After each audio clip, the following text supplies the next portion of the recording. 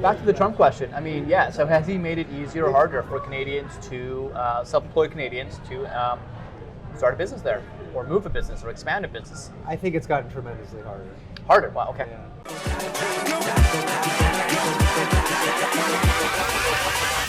Hold up.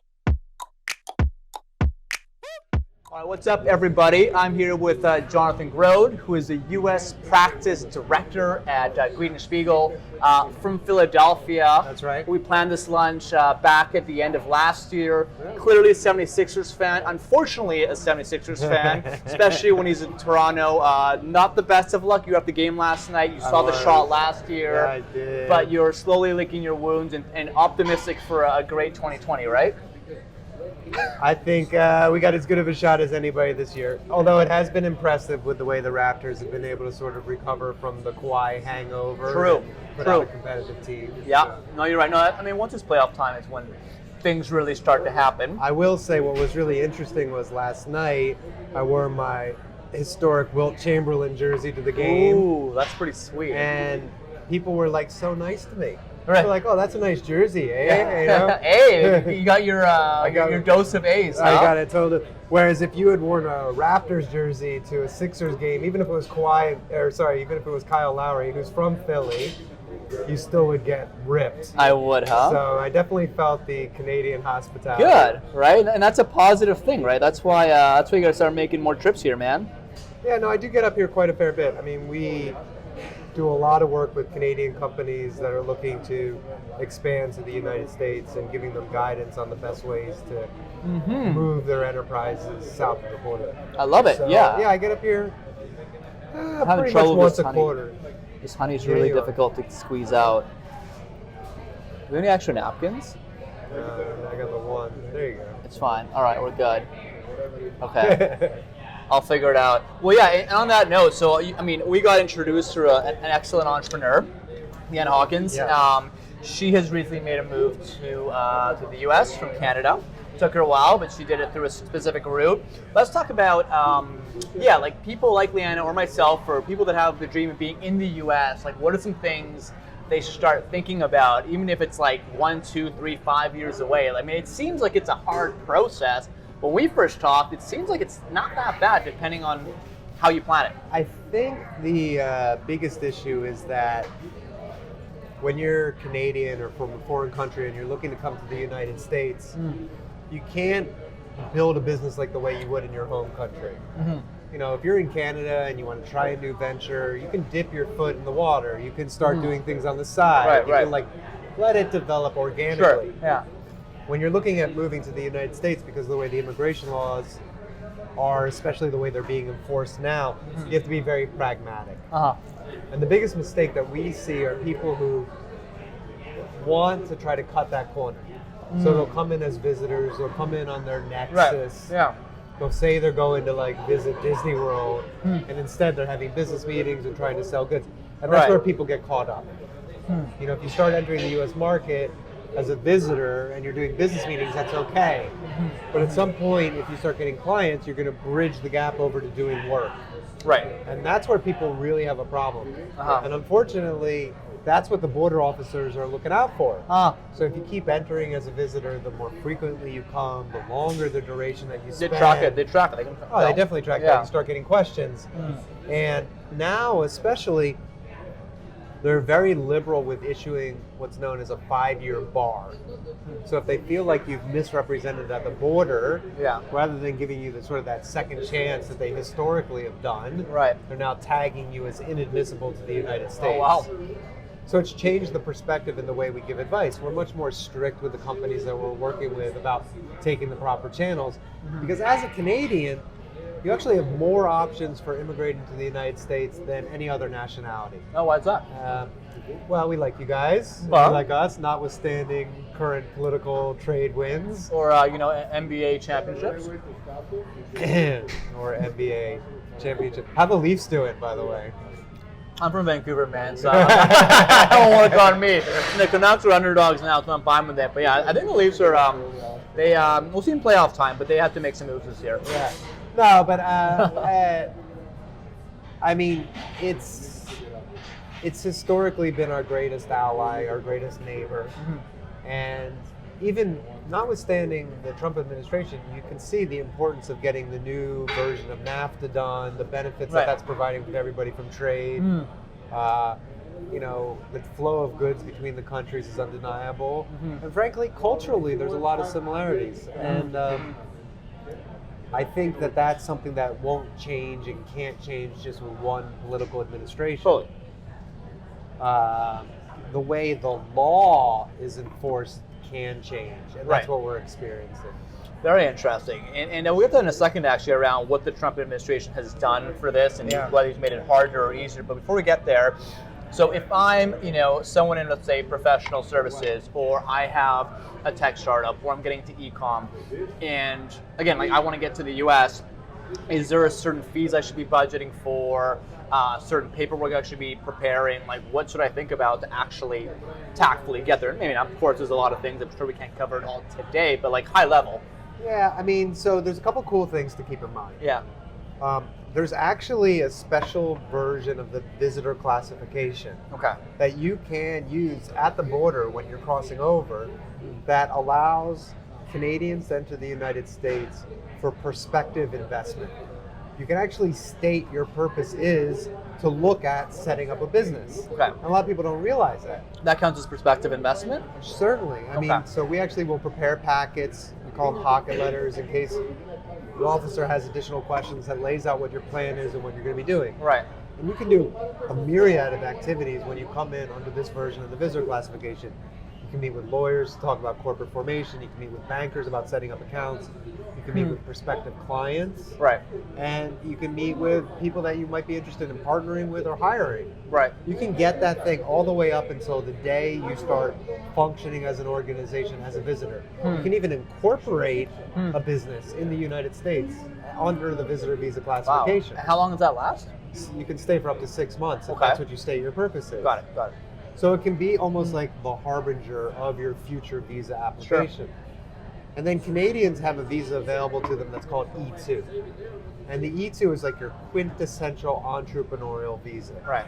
And what essentially it says is if you've invested enough money in the United States to commence operations for a business of that nature, and those funds are committed, then you can enter the United States for up to 5 years. Committed meaning what? Like, and how much? They have to be spent. Okay. The funds have to be spent. And is there like how much do you have to spend? That's a great question. So like there's no defined amount. Depends on the industry. Depends on the industry. So if you're like doing a service-based business, maybe you're spending 70,000 Canadian to get that thing off the ground. Sure.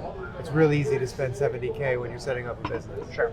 But if you're doing manufacturing or if you're setting up a cafe or whatever, you know, the expenses are far more onerous. Right. Now, the interesting thing is the smaller the investment amount, the more that has to be spent and committed.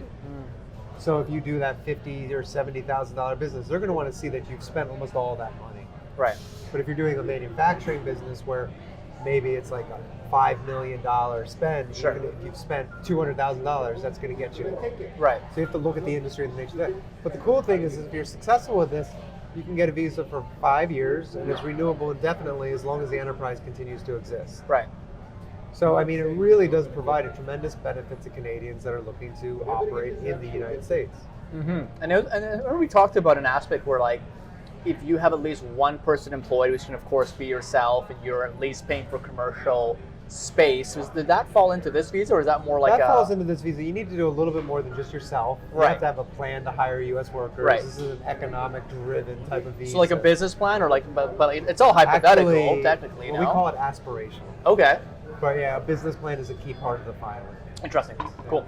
That's awesome. And it's like your regular business plan, except you just have to add a section regarding how you're going to impact the economics of the U.S. workforce through hiring. Right. Yeah, super interesting. Back to the Trump question. I mean, so has he made it easier or harder for Canadians to, self-employed Canadians to start a business there, or move a business, or expand a business? I think it's gotten tremendously harder. Harder? Wow, okay. Yeah. I mean, significantly harder. The rates of denials, the rates of refusals at the borders, they've gone way up. Yeah.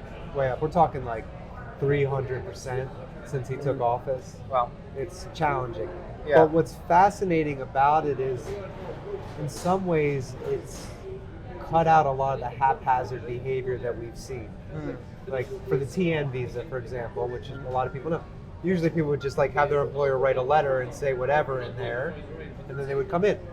Now you actually have to like document it, evidence that you're qualified, and be prepared to address questions that a border officer will ask you. TN one being, sorry, if you're an employee or? That's like if you're an employee. But also if you're coming in to do consulting services, you can have your own business in Canada and be hired by a U.S. entity to consult under the TN. And you're on the ground. You're on the ground. Okay. Got it. So it is tougher. They're much quicker to doubt than they've ever been before. Right. I used to think like Canadians more often than not would get the benefit of the doubt when they're at the border. Sure.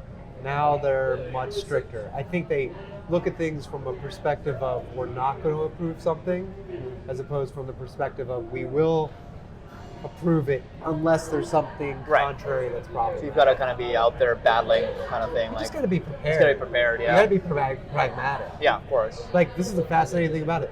Not one immigration law has changed since Trump's taken office. Interesting. Not one. Right. The policy has changed. The interpretation has Just the changed. attitude of it. That's what's causing the issue. Got it. And well, I mean, look, it's super useful stuff, and I think there is still some very good accessibility if you can plan it out right. But like, look, a lot of people are, nowadays, we're in a new decade, people are using Zoom, using conference calls, lots of business being done remotely. And a lot of people, quite frankly, maybe don't want to go to the U.S., but if they do, and if you think it's worth it for them to go, what kind of businesses actually do you find from maybe clients that like they think to themselves, it's really beneficial if I'm physically there? That's a great question. And, as a business owner myself, it's something that I contemplate often. Mm-hmm. What I think actually is sort of fascinating is all this push to technology, and I love it. I like use it all the time. I'm all about video meetings and stuff like that. Mm. But I think this push to technology has made the importance of an in-person meeting even more significant. Right. Because less people are doing it if you take the time and you put the effort in to actually meet with your clients face to face. Right. It has a greater impact. True. Yeah. And more so than before when everything was done face to face. Right. It's funny because when we were setting up our firm in the U.S., a lot of people were pushing me to open in New York. Right. And I was kind of like, about it because of the cost, and I'm from Philly. Yeah. And I said, you know what, my base is Philly, this is where it is. The amazing thing that's happened is we actually service clients from New York to D.C. regularly from that office. Right. We have other offices in the U.S. as well. Yeah. But just that office, we do New York to D.C. And what has driven our growth in New York is the fact that I go to New York regularly. Yeah. I'm up there 3-4 times a month. I'm meeting with the clients in person. And that sort of interaction, I don't have a quantifiable metric that I can provide for you, but I feel like my close rate is much, much higher when I actually get off my butt, go there and sit down and have a real conversation with somebody. Totally. It makes a huge difference. And I think, especially a lot of the folks who follow us, their professional services, they are all about the centers of influence, right? Well, you know what it is even high if conversion rate. Yeah, even if you are in a video conference, people are still doing this. They're still on the phone. They're still typing. They're still pretending. They're not present. They're not. It's fully hard. present. It's hard to be fully present. And that's full. And the other thing is, honestly, I think it's a trust factor. Right. I really do. And what's amazing about the United States is business ideas that are successful in Canada are often successful in the United States because of that cultural similarity. And vice versa, presumably. Yeah, but the market share is so much. The market is so much bigger in the U.S.